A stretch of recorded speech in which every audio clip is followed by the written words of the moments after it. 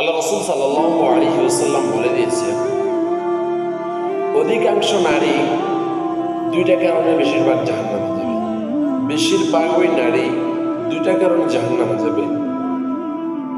মনোযোগ দিয়ে শুনুন। এক নম্বর হচ্ছে তাকফুরনাল আশিরা, স্বামীর অবাধ্য হওয়া। স্বামীর অবাধ্য হওয়া।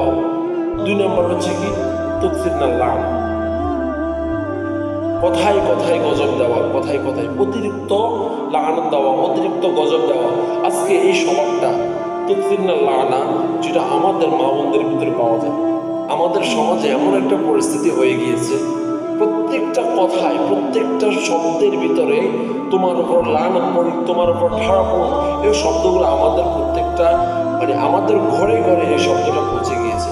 এই জন্য আল্লাহ সাল্লাল্লাহু আলাইহি ওয়াসাল্লাম বলেছেন, মহিলারা দুইটা কারণে অধিকাংশ নারী জাহান্নামে যাবে। এক হচ্ছে তাকফুরনাল আশিরা, স্বামীর অবাধ্য হওয়া। দুই নম্বর হচ্ছে তুকসিরনাল লানা। আজকে আমরা এখান থেকে যাওয়ার পরে আমরা ওয়াদা করাবো আমাদের মা বোনদেরকে, যাতে করে প্রত্যেকটা কথায় কথায় তারা লানত না দেয়।